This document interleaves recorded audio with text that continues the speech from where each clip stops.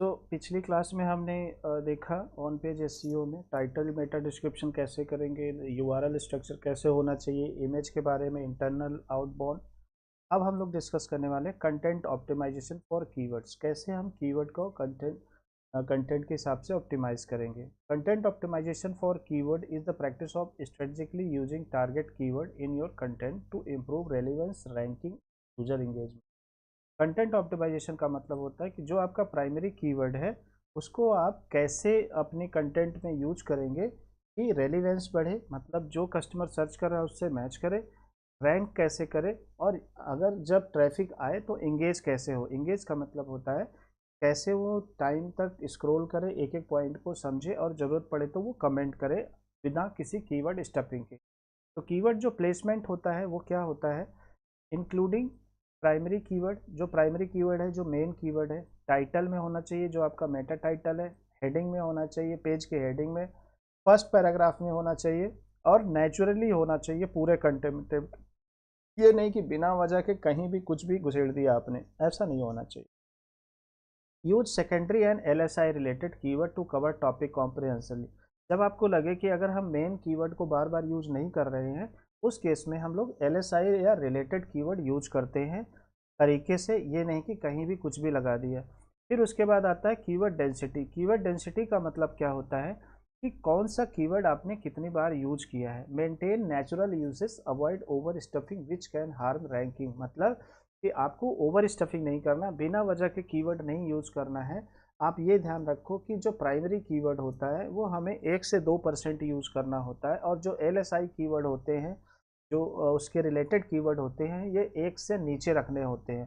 कहने का मतलब है कि अगर आपका 100 वर्ड्स का कंटेंट है तो उसमें 1 बार या 2 बार आपको प्राइमरी कीवर्ड यूज करना है, जैसे पैराग्राफ के फर्स्ट सेंटेंस में, फर्स्ट पैराग्राफ में, और एक हेडिंग में यूज करना है, तो 2 हो गए।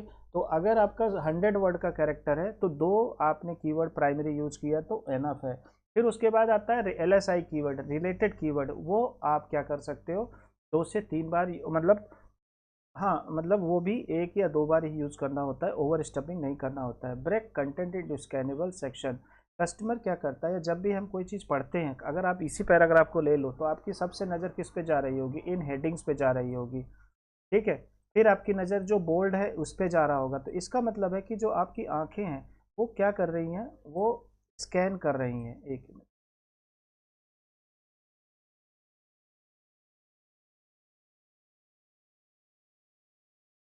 ठीक है, तो वो क्या कर रही हैं, वो स्कैन कर रही है। तो स्कैन का मतलब क्या होता है, जो फ्रंट पे नज़र आए, जो मेन नज़र आए, वही जो होता है main.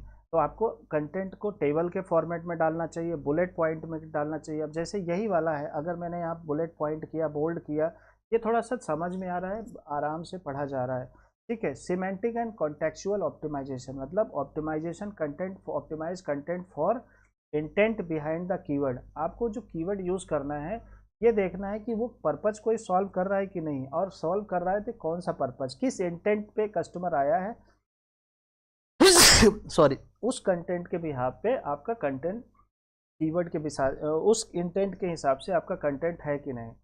Not just the word itself, use related terms and synonym to help search engine understand context. जो होता है वो सिनोनिम्स या कंटेंट के हिसाब से, जो इंटेंट के हिसाब से, और जो सर्च इंजन समझ सके, जो व्यक्ति समझ सके, उसके हिसाब से हमें कंटेंट को यूज करना होता है, कीवर्ड को।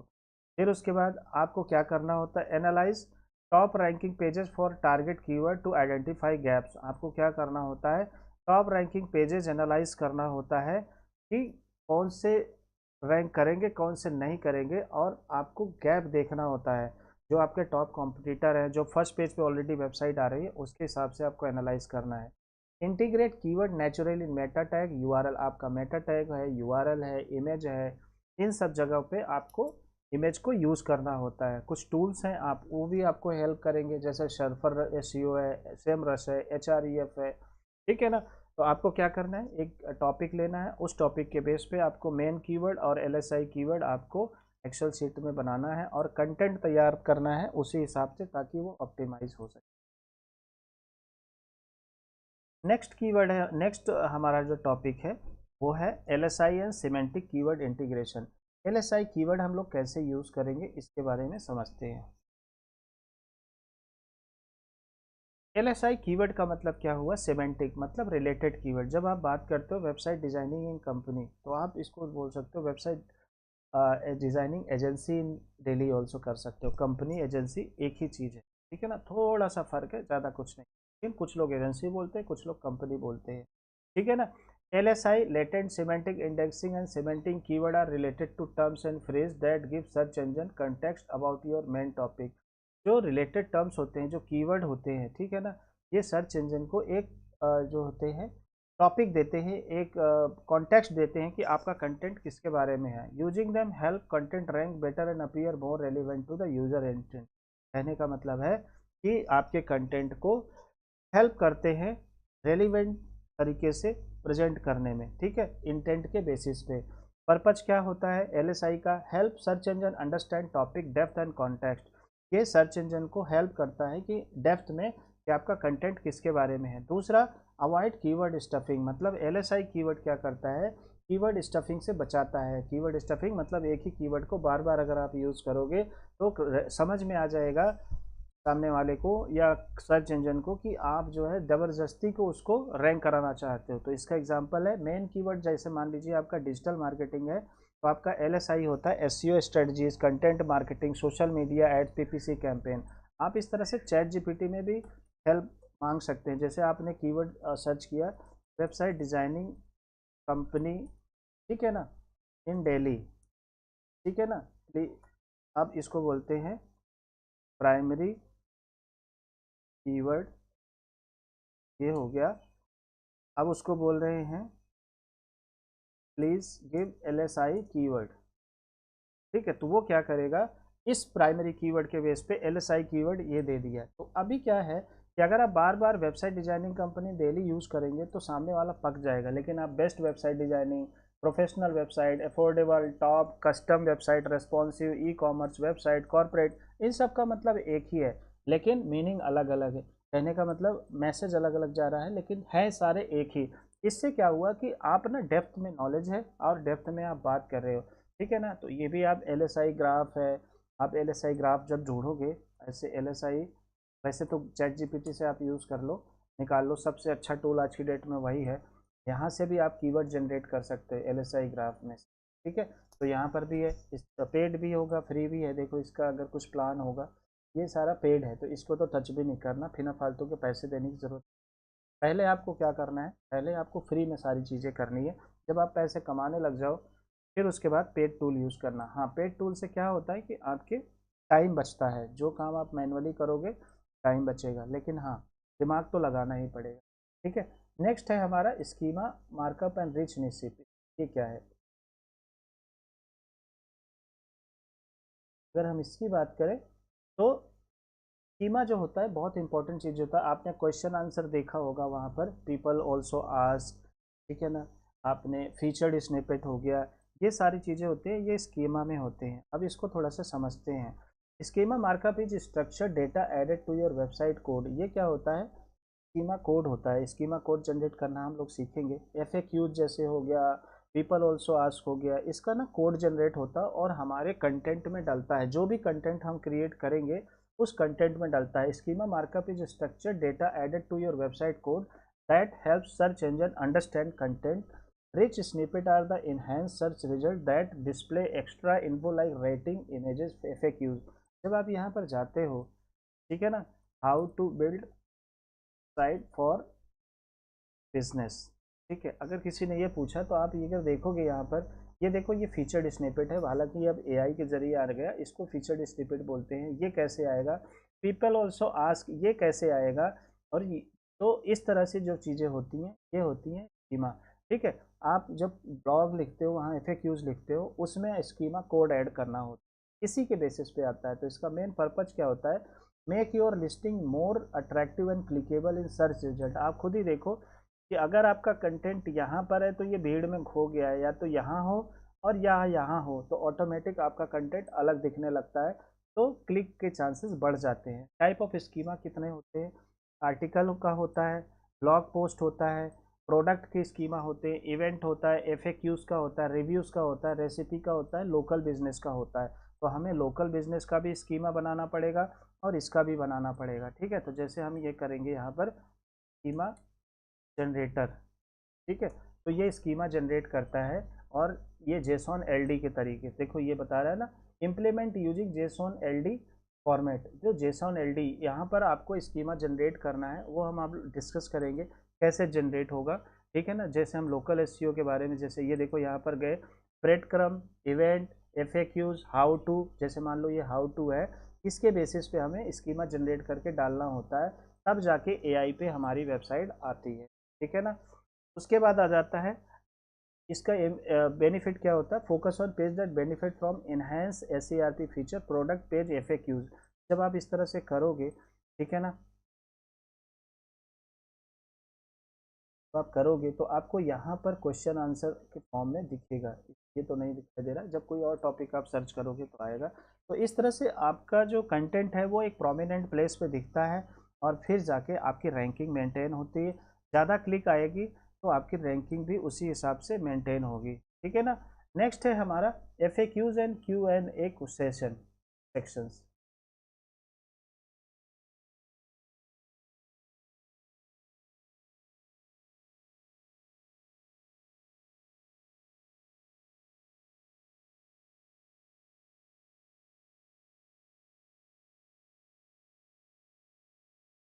नेक्स्ट है हमारा FAQs।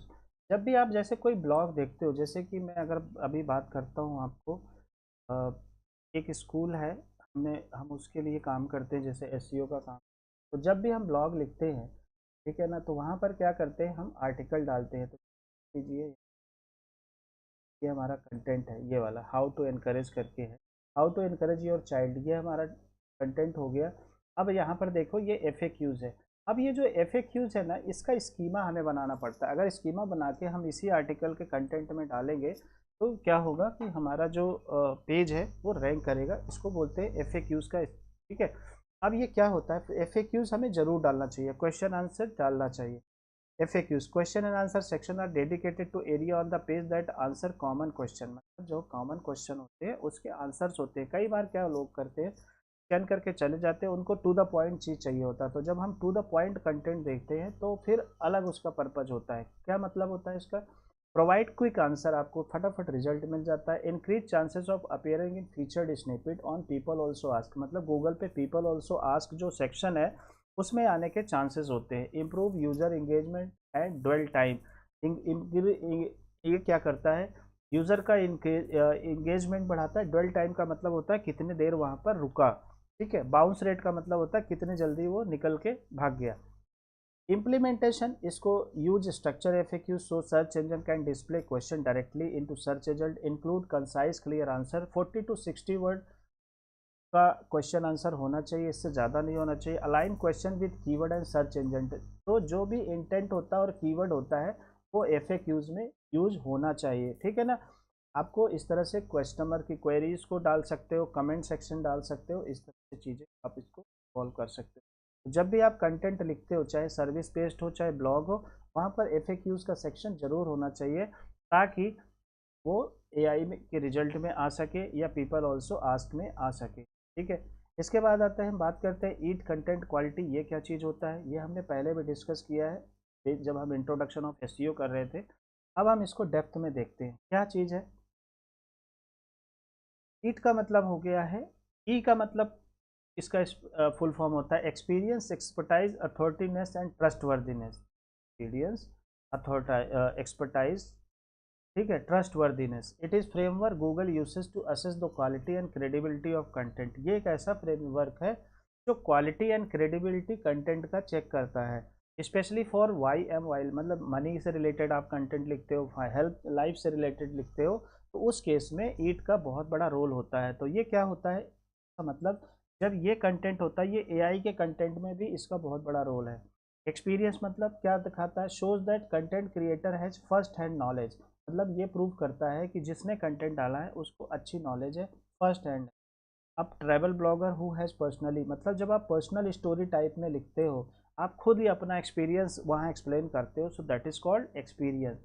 उसके बाद आता है एक्सपर्टाइज, मतलब आप अपने एक्सपर्टाइज उसमें दिखाते हो। Demonstrate special knowledge in subject, जैसे a certified nutritionist writing about dietary. अगर आप डिजिटल मार्केटर हो, जब आप पर्सनल एक्सपीरियंस, पर्सनल एक्सपर्टाइज उसमें डालते हो, तब जाके बनता है। उसके बाद आता है अथॉरिटी, इस्टेब्लिशेस द साइट और author as go to source in the field, जैसे citing reputable source having backlink from authority site. मतलब जब आप डालते हो तो कुछ रेफरेंस देते हो कि ये डेटा हमने यहाँ से लिया है, ठीक है, उसको बोलते हैं अथॉरिटिवनेस। मतलब आप ये प्रूव करते हो कि जो भी आप बोल रहे हो उसका कुछ मतलब है, बिना लॉजिक के आप बात नहीं कर रहे हो हवा में। उसके बाद आता है trust worthiness, ensure accuracy honesty and security. आपका जो कंटेंट है, जो वेबसाइट है, एक्यूरेट होना चाहिए, आप ऑनेस्टी से उसमें लिखते हो, सिक्योरिटी होनी चाहिए, HTTPS होना चाहिए, जो URL है वहाँ सिक्योरिटी होना चाहिए। क्लियर डिस्क्लेमर, आपके पेज पे, वेबसाइट पे डिस्क्लेमर होना चाहिए, पूरा ट्रांसपेरेंट होना चाहिए। आपके ऑथर, जो भी ब्लॉग ऑथर है, जो कंपनी का मालिक है, वेबसाइट का ऑनर है, उसकी डिटेल होना चाहिए, जैसे author bio, credible reference, accurate, updated. तो इसको बोलते हैं ईट। जब भी कोई पूछे what is the full form of EAT, तो आप बता सकते हो experience, expertise, authoritativeness, trustworthiness, ठीक है, ये है ईट। और ये क्या करता है, हमारे कंटेंट को अथॉरिटी देता है, उसमें हम एक्सपीरियंस डालते हैं, ठीक है, हम अपना एक्सपर्टाइज डालते हैं, ठीक है, कुछ रेफरेंस डालते हैं। This is called EAT. Next है optimise for featured snippet. Featured snippet वैसे अब AI का रूप ले लिया है, लेकिन नॉलेज के लिए आप इसको ले लो कि ये क्या है। फीचर्ड स्निपेट क्या है? Featured snippet are highlighted answer displayed at the top of Google search result. Optimizing them increase visibility that drive highly. जैसे अगर आप यहाँ पे डालते हो हाउ टू बिल्ड वेबसाइट, या how to build website for business, जैसे आपने किया, ये आ गया, ये फीचर्ड स्निपेट पहले था, अब ये AI ओवरव्यू हो गया है। बट आप नॉलेज आपको होना चाहिए, ठीक है, ये काम आएगा। Featured snippet highlight answer displayed at the top of the Google search, ये सबसे पहले आपको यहाँ दिखाई देता है, ठीक है। Result optimise for them increase visibility drive, इसको जीरो रैंकिंग बोलते हैं। मतलब एक होता है मेन रैंकिंग नंबर 1, एक होता है जीरो रैंकिंग, तो ये क्या हो गया, ये जीरो रैंकिंग हो गया। इसके बाद क्या होता है, हाईली टारगेटेड ट्रैफिक, ठीक है। पैराग्राफ में आप डाल सकते हो, जैसे शॉर्ट आंसर या क्वेश्चन, 40 से 60 वर्ड का आप बना सकते हो। लिस्ट ऑर्डर, मतलब बुलेट पॉइंट्स में टेबल बना सकते हो, वीडियो बना सकते हो। तो ये सारी चीज़ें आपको यहाँ पर मिलेगी। देखो ये लिस्ट में आ रहा है, कभी कभी टेबल में भी है, देखा मेन मेन पॉइंट उसने स्कैन करके कर लिया, लेकिन यहाँ पर लिंक भी है। जब आप इस पर क्लिक करोगे तो वेबसाइट का URL खुल जाएगा, तो अलग अलग वेबसाइट आ रहे हैं, देख रहे हो आप। तो ये चीज़ है। अब यहाँ पर कोई क्लिक करेगा, तो अगर आपको डिटेल में जाना है तो आप इस पर क्लिक करो, वेबसाइट खुल जाएगा। तो अब इस देखो, इनको ट्रैफिक मिल गया। This is the main logic behind it. Optimisation tips कैसे करेंगे? Identify question based answer keyword, question based keyword होना चाहिए आपके कंटेंट में। आप कहाँ से मिलेगा, आप गूगल प्लानर से ले लो, आंसर दी पब्लिक टूल से ले लो, आपको क्वेश्चन बेस्ड कीवर्ड दे देगा। नहीं, चैट GPT से बोल दो, आप उसको बोलो कि please give me question based keyword, बस, ठीक है। आप जब उसको बोलोगे please give me question based keyword, तो देखो ये how to choose best website designing company, हाँ what which website designing company in Delhi, तो how much does website designing company Delhi charge, where can I find professional. तो ये क्या हो गया, क्वेश्चन बेस्ड। तो ये सब फीचर्ड कंटेंट में AI ओवरव्यू में आने के चांसेस इसके ज़्यादा होते हैं। प्रैक्टिकल टिप्स, आपको करना क्या है, नेचुरली कीवर्ड ढूंढना है बुलेट नंबर में। तो ये सारे आपको फीचर्ड स्निपेट आपको करना होता है और ऑप्टिमाइज करना होता है। स्कीमा के जरिए आप इसको ऑप्टिमाइज भी कर सकते हो। जब आपका कंटेंट इस तरह से लिखा होगा प्रॉपर तरीके से, फिर 100% आपकी वेबसाइट रैंक करेगी। कहने का मतलब है कि SEO का मतलब ये नहीं होता कि बस आप कीवर्ड लगा दो और काम हो जाए। बहुत सारा काम हमारा होता है कंटेंट में। तो this is all about on page SEO। फिर आता है content readability and UI UX। इसमें क्या होता है,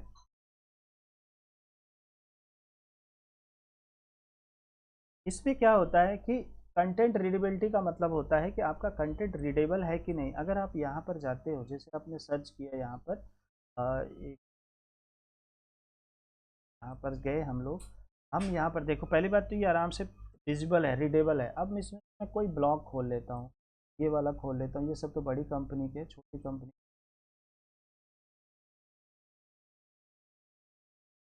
चलो अपन इस वाले को खोल लेते हैं, ठीक है ना। ये है, देखो ये प्रॉपर रीडेबल है। अब इसमें क्या है, टाइटल आ गया, फिर देखो मेन कीवर्ड इसमें यूज होगा, फिर इन्होंने पॉइंट्स यूज किया, फिर हेडिंग यूज किया, फिर इमेज यूज किया, फिर बुलेट पॉइंट्स, फिर सब पॉइंट यूज किया हुआ है, फिर हेडिंग यूज किया, इमेज यूज किया। कितनी अच्छी तरीके से देखो, इसमें इंटरनल लिंक भी है, एक्सटर्नल लिंक भी है।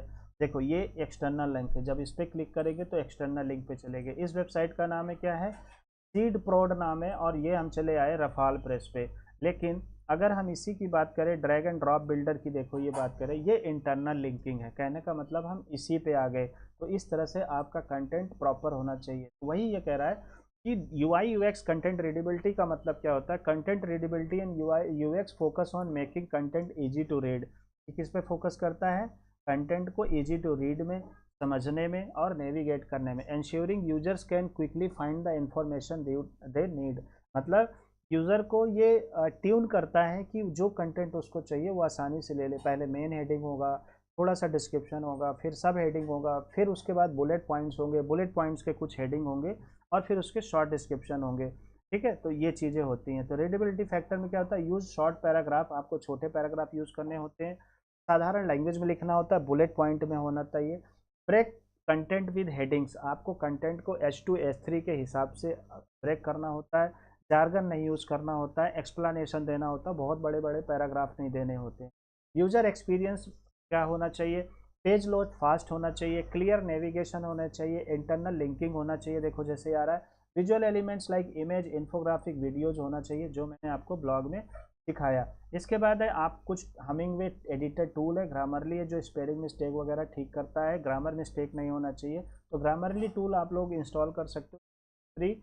आप उसको करके ensure content is scannable, scannable होना चाहिए, इमेज फॉर्मेट में नहीं होना चाहिए, बोल्ड होना चाहिए, हाईलाइट कीवर्ड होना चाहिए, ताकि मतलब लोगों को समझ में आए। जैसे यहाँ पर हम बात कर रहे हैं तो एक चीज़ क्लियर हो रही है कि हाँ हम किसके बारे में बात कर रहे हैं, ठीक है ना। कंसिस्टेंट स्टाइल में फॉर्मेटिंग होनी चाहिए, ये है हमारा मेन जो पॉइंट है, जो यूआई यूएक्स हमारा कैसा होना चाहिए ऑन पेज के एसईओ में, ठीक है ना। नेक्स्ट है हमारा मोबाइल ऑप्टिमाइजेशन, जो सबसे इम्पॉर्टेंट चीज़ है कि हमारे जो कंटेंट है, जो हमारी वेबसाइट है, वो रेस्पॉन्सिव होना चाहिए, क्योंकि 99% आप कर सकते हो, 95% के आसपास जो यूज़र है वो आजकल मोबाइल पे ही चेक करता है। हर बंदा मोबाइल पे है और मोबाइल पे ही वो कंटेंट ढूंढता है और वहीं पे स्टडी करता है।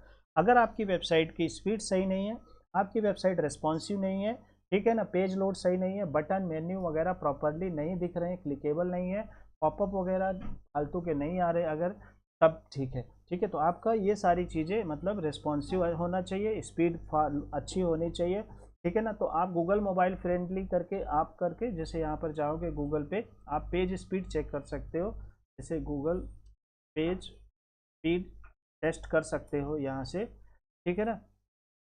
यहाँ से देखो, यहाँ पर जाओगे, आप अपनी वेबसाइट का यूआरएल डालोगे, जैसे गए finalinfo.com, और आपको अगर रेस्पॉन्सिव चेक करना है तो आप यहाँ पे डालो रेस्पॉन्सिव चेकर, ठीक है। जब यहाँ पर जाते हो आप, ठीक है ना, तो यहाँ पर आप अपनी वेबसाइट जब डालोगे तो ये बता देगा आपकी वेबसाइट रेस्पॉन्सिव है कि नहीं। अब मैं यहाँ पर अपनी वेबसाइट का यूआरएल अगर डालता हूँ तो आप देखो इससे पता लगेगा कि हमारी वेबसाइट रेस्पॉन्सिव है कि नहीं। तो ये डेस्कटॉप वर्जन है, मैं मोबाइल वर्जन की बात करता हूँ, इसमें अलग अलग डिवाइस है। मान लो मुझे चेक करना है मोबाइल में कौन सा डिवाइस है, सैमसंग का ले लिया है हमने, ये टैब है बेसिक, आते हैं,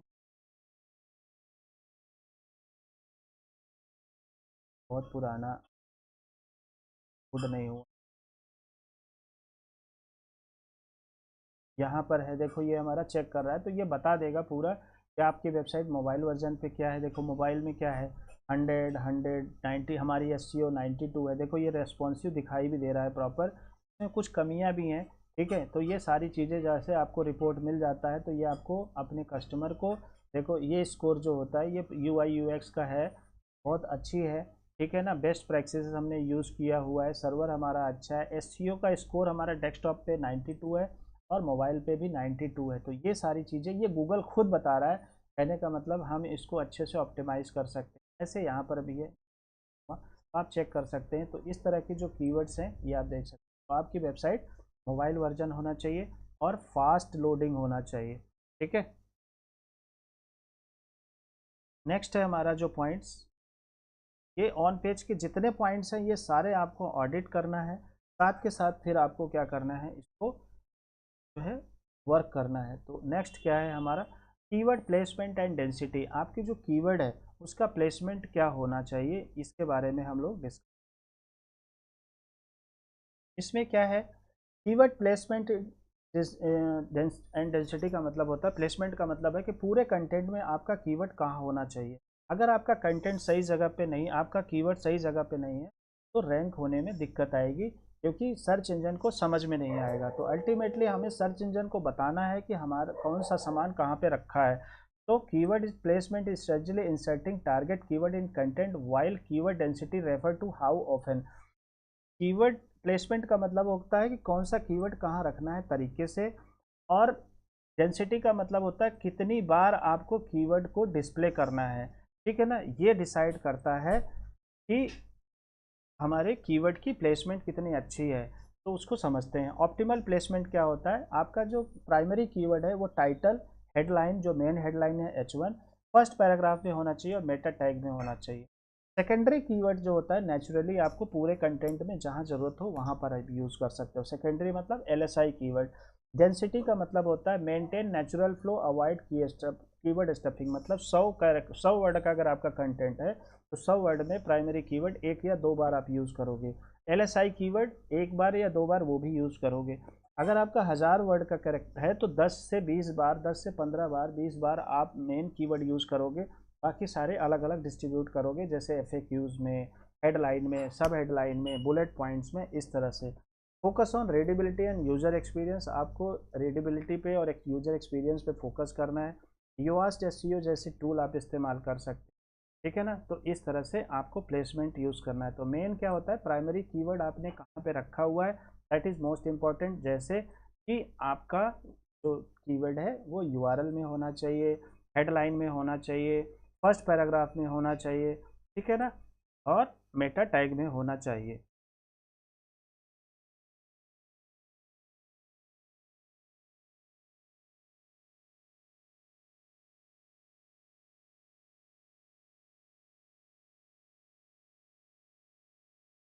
नेक्स्ट पॉइंट हमारा है जो बहुत इंपॉर्टेंट है, वो है मल्टीमीडिया SEO। ये सारी चीज़ें हम लोग कैसे यूज़ करेंगे ये समझ।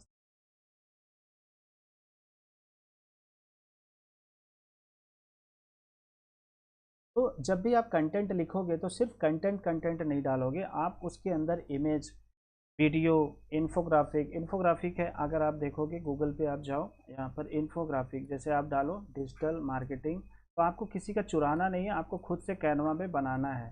ठीक है, तो जो भी आपका कंटेंट होता है उनको ग्राफिक के हिसाब से आप बनाते हो, so that is called infographic. देखो जैसे ये इमेज अगर हम लोग ले तो ये इन्फोग्राफिक है। अगर मैं ये कंटेंट देखो तो ये थोड़ा सा डिज़ाइन है प्रॉपर तरीके से, हम इसको पैराग्राफ भी बना सकते हैं। जैसे अब इसको दिखाते हैं, ये देखो ये क्या लिखा, डिजिटल मार्केटिंग में क्या क्या होता है, पे पर click, email marketing, marketing research, अभी इस तरह से प्रेजेंट किया है, so that is called infographic. और बात करेंगे जैसे अब ये वाला है, ये भी है, ये भी इन्फोग्राफिक है, इसको बोलते हैं इन्फोग्राफिक। तो ऐसी चीज़ों को क्या है ना, लोगों को पढ़ने में इंटरेस्ट बनता है। ऐसे इस तरह से डिजिटल मार्केटिंग डिपार्टमेंट जो इसमें कंटेंट है, जैसे website, PPC, SEO, social, email, ठीक है ना, सोशल में social link, news update, customer service, ठीक है ना, SEO में क्या आता है, CRO, कीवर्ड रिसर्च, क्लीन, ये सारी चीज़ें डिजिटल मार्केटिंग के पार्ट हैं। अब इसको इस तरह से दिखाया गया है, इसका मतलब है कि ये इन्फोग्राफिक है, इंफॉर्मेशन ग्राफ के फॉर्मेट में, that is called infographic. Next है आपका वीडियो डाल सकते हो, अगर आपके कंटेंट में वीडियो है, वेल ऑप्टिमाइज है, टाइटल है, डिस्क्रिप्शन है, टैग डाला हुआ है, ठीक है ना, ऑडियो है, आप ऑडियो डाल सकते हैं, इन्फोग्राफिक, PDF इमेज डाल सकते हैं। इस तरह से चीज़ें अगर आप करेंगे तो आपका कंटेंट अच्छा और एंगेजिंग होगा और गूगल पर रैंक आसानी से करेगा। बहुत मेहनत लगता है, इसीलिए SEO के बहुत ज़्यादा लोग चार्ज करते हैं। SEO बहुत टाइम लगता है करने में, लेकिन चार्ज बहुत लगता है। ठीक है ना, चार्ज इसीलिए लगता है क्योंकि लोग सोचते हैं कि 5,000 दो, 10,000 में कर दो, तो ऐसा नहीं होता। इसकी जो फीस होती है 10,000 से लेकर 1 लाख, 2 लाख रुपए, 3 लाख रुपए महीने की होती है। मेरा क्लाइंट है US का, वो उस किसी एजेंसी को काम दे रखा है, 4 लाख रुपए महीने का देता है वो, 4 लाख रुपीज़ पर मंथ देता है वो SEO के काम के। तो ऐसे लिए इसीलिए नहीं देता है कि जो है बस आप कुछ भी कर लो। ठीक है। तो अब हम लोग जो डिस्कस करेंगे internal content clustering, pillar pages and supporting pages. अब ये सबसे बड़ी इंपॉर्टेंट चीज़ें होती हैं।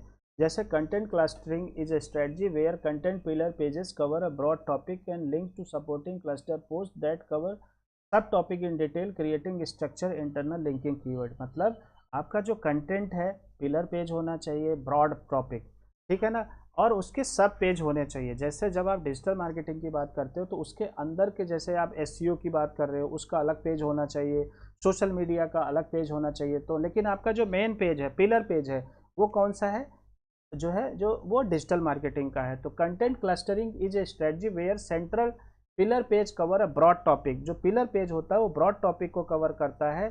सपोर्टिंग जो लिंक होते हैं, उसके जो अंदर के इनर पेजेस होते हैं वो मेन पेज से जुड़े होते हैं, और जो इनर पेजेस होते हैं वो भी मेन पेज से जुड़े होते हैं, ताकि आपस में इंटरलिंक बने हो। तो वही चीज़ है, इसको बोलते हैं कंटेंट क्लस्टरिंग, ठीक है ना। Link to supporting cluster put the cover सब topic in detail, creating structure internal linking. Pillar page का मतलब क्या होता है, act as a main hub page. जैसे एक मेन पेज हो गया डिजिटल मार्केटिंग, और किस उसका सब हट क्या हो गए, एसईओ, पीपीसी, कंटेंट मार्केटिंग, ये सब क्या हो गया, इसके पिलर हो गए, ठीक है ना। Comprehensive content. सपोर्टिंग पोस्ट क्या होता है, वही जो उसको सपोर्ट करते हैं उसको क्लस्टर कंटेंट बोलते हैं। Supporting post focus on specific सब टॉपिक। एक है टॉपिक आपका डिजिटल मार्केटिंग, उसके सब टॉपिक कौन से, एसईओ, पीपीसी, इस तरह से। जैसे SEO, keyword research, linking back to digital marketing pillar. Benefits क्या होते हैं, इससे क्या होगा, पूरा साइट स्ट्रक्चर बनता है, प्रॉपर नेविगेशन बनता है, help search engine understand topical relevance, boost ranking for multiple keywords. इस तरह से आप मल्टीपल कीवर्ड्स पे रैंक कर सकते हैं। जब आप वेबसाइट डिजाइनिंग की बात करते हैं, ठीक है, तो website designing company in daily एक मेन पेज हो गया। अगर आप इसके अंदर डालो WordPress website designing, Shopify website designing, website designing for doctors, website designing for real estate, ये अलग अलग कीवर्ड के आप कंटेंट बना के एक पेज में उसके सब पॉइंट्स बना सकते हो और उसको फिर मेन से कर सकते हो। तो इसको बोलते हैं कंटेंट क्लस्टरिंग। इस तरह से अगर आप कंटेंट बनाओगे तो 100% आपका पेज का स्ट्रक्चर अच्छा बनेगा और फिर आपको प्लस वेटेज मिलेगी रैंकिंग में। नेक्स्ट है हमारा canonical tag and duplicate content handling. ये बस एक चीज़ हमेशा ध्यान रखना कि एसईओ में डुप्लीकेट नहीं चलता है, चाहे यूआरएल हो, चाहे कंटेंट हो, चाहे कीवर्ड हो, कुछ भी चीज़ आप डुप्लीकेट नहीं कर सकते। तो उसके लिए हमें क्या होता है, कैनोनिकल टैग लगाना होता है एचटीएमएल में, जो मैंने आपको बताया था। जैसे अब ये है, कंट्रोल यू करता हूँ, मैं आपको दिखाता हूँ। देखो यहाँ पर आपको, देखो ये कैनोनिकल लगा हुआ है, ये कैनोनिकल लगा हुआ है, ये टैग लगाना होता है। ये आपका वेबसाइट डिजाइनर लगाएगा, लेकिन आपको बताना है, चेक करना है। ये टैग लगाने का मतलब हो गया कि ये यूआरएल पूरी वेबसाइट में एक ही है। हम गूगल को बोल रहे हैं भैया ये एक ही है, डबल नहीं है, आप इसको गलत मत लेना। Canonical tag are HTML element that tell search engine that perform version, ठीक है ना, engines the preferred version of a web page when multiple pages have similar duplicate content. This helps prevent SEO penalties. इससे क्या होता है, duplicate content या URL keyword नहीं होगा तो पेनल्टी से बच जाते हैं, और करेक्ट इंडेक्सिंग होती है प्रॉपर, ठीक है ना। कहने का मतलब है कि अगर आप एक ही चीज़ के लिए बार बार किसी को बताओगे हमारे पास ये है, हमारे पास वो है, लेकिन चीज़ वही है, तो बंदा इरिटेट हो जाएगा। तो आपको करना क्या है, डुप्लीकेट कंटेंट अवॉइड से इशू से बचाता है, ठीक है। लिंक इक्विटी से लिंक में भी बचाता है, इंडेक्सिंग में आसानी होती है। Multiple URL showing the same content, एक होता है www, एक होता है बिना www। तो ये क्या करता है, उसमें डिसाइड करता है कि हाँ जी, चाहे www की बात करो चाहे बिना www की बात करो, हम एक ही हैं। ये टैग बहुत इंपॉर्टेंट होता है। Printer friendly pages are session IDs creating duplicate URL, इसमें ये चीज़ें होती हैं। तो ये अपने आप आईडी बना लेता है और से क्लियर हो जाता है सर्च इंजन को कि इससे रिलेटेड एक ही पेज है। ये टैग है link rel equal to canonical HRE preferred page URL in the head section, ये डाला जाता है, ठीक है ना। तो इसे बोलते हैं कैनोनिकल। तो आपको कैनोनिकल जरूर चेक करना है। बहुत सारे टूल हैं जो आपको बता देंगे कि आपकी वेबसाइट में डुप्लीकेट कंटेंट कितने हैं। नेक्स्ट है हमारा पेज लोड। तो जो पेज लोड टाइम है, जैसे मैंने आपको बताया कि आपकी वेबसाइट का पेज लोड टाइम कम होना चाहिए, जितना कम होगा उतना ही अच्छा है। तो जैसे इसका मतलब क्या हुआ, अगर आपकी वेबसाइट फटाफट लोड हो चुकी है, ठीक है ना, और कंटेंट करेक्टली दिखाई देते हैं, तो उसका जो यूजर एक्सपीरियंस है वो परफेक्ट होता है। उसमें क्या क्या होता है, एक एलसीपी होता है, largest contentful paint, measures loading performance, जो 2.5 सेकेंड से कम होना चाहिए। ठीक है, 100 ms से कम होना चाहिए। ये सारी चीज़ें जीटी मैट्रिक्स में एक टूल है, वहाँ से आपको पता लग जाएगा, यहाँ से भी पता लग जाएगा। देखो ये एलसीपी वगैरह यहाँ पर भी होगा।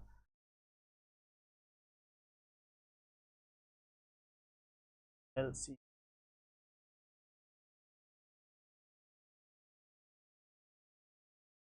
ये देखो, ये एलसीपी, एफसीपी, टीबीएस, ये सारी चीज़ें ये दिखा रहा है।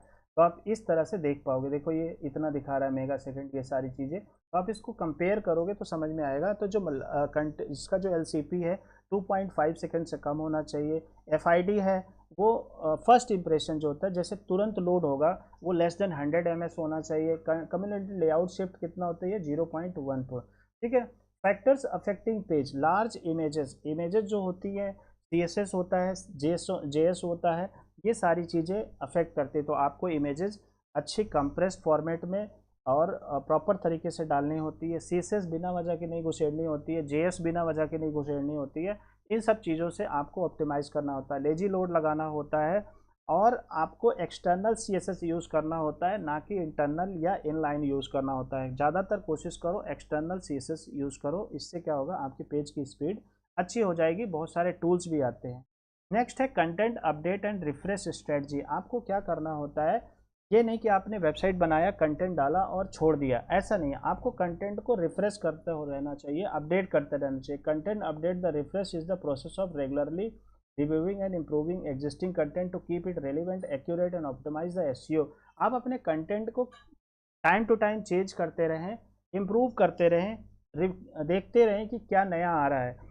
वाई कंटेंट अपडेट, अगर कंटेंट को अपडेट करते हो, maintain ranking position for existing keyword, existing keyword में आपके रैंकिंग पोजीशन मेंटेन करता है। Keep information accurate and up to date, information accurate and update होता है। Improve user experience, user experience भी इम्प्रूव होता है अगर आप कंटेंट अच्छे से आप अपडेट करते हो। ठीक है। क्यों, हाउ टू रिफ्रेश, कैसे करना चाहिए update, facts, static and example, example वगैरह नए नए लाओ, न्यूज़ वगैरह डालो, स्टैट्स डालो, जैसे नंबर्स हो गए, कुछ फैक्ट्स लेके आओ, ऑनलाइन रिसर्च करो और उसके बाद अपने कंटेंट को अपडेट करो। ऑप्टिमाइज विद न्यू कीवर्ड, एक ही कीवर्ड पे मत बैठे रहो, नए नए कीवर्ड उसके अंदर डालते रहो, कंटेंट को रिफ्रेश करते रहो, चेक करते रहो कि कौन सा कीवर्ड काम कर रहा है, कौन सा नहीं।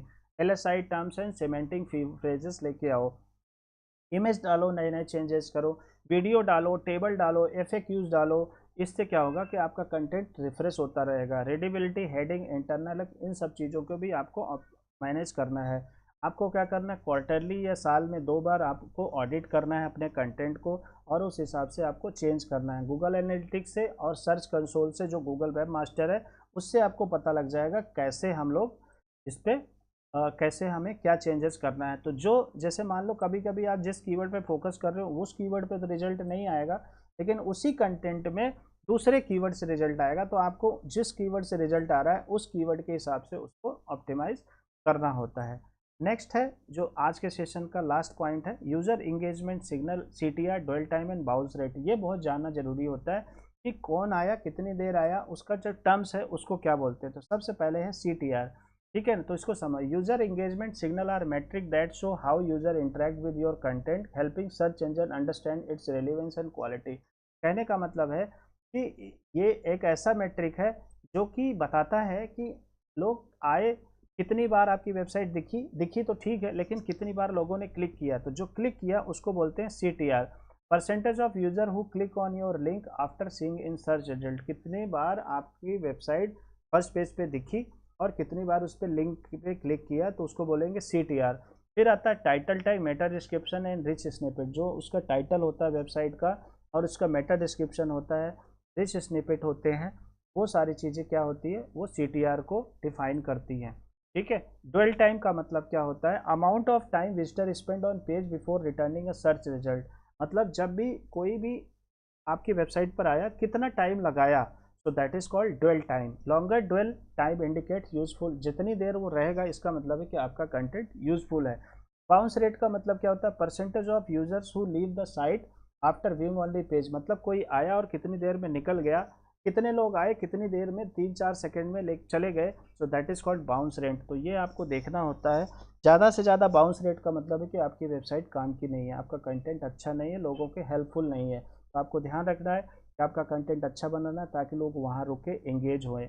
तो इस तरह से आपको अपने कंटेंट को बनाना है कि ड्वेल टाइम बढ़े और बाउंस रेट कम हो। ये बहुत ही इम्पॉर्टेंट होता है। तो इस सेशन का लास्ट पॉइंट है, आपको वीडियो को एक बार, दो बार नहीं, 3 बार देखना है और सारी चीज़ें जितने ऑन पेज एसईओ के अभी पॉइंट्स हमने क्लियर किया है, इसको डिस्कस करना है। नेक्स्ट सेशन में हम लोग और भी डेप्थ में जाएंगे और डिटेल में इसको करेंगे, जैसे anchor tag, bread crumb, table of content क्या होता है जब हम ब्लॉग लिखते हैं, सोशल शेयरिंग, पेजिनेशन, ये सारी चीज़ों के बारे में बात करेंगे। आई होप समझ में आया होगा। अगेन अगेन देखना, कोई डाउट हो तो मुझे। Thank you.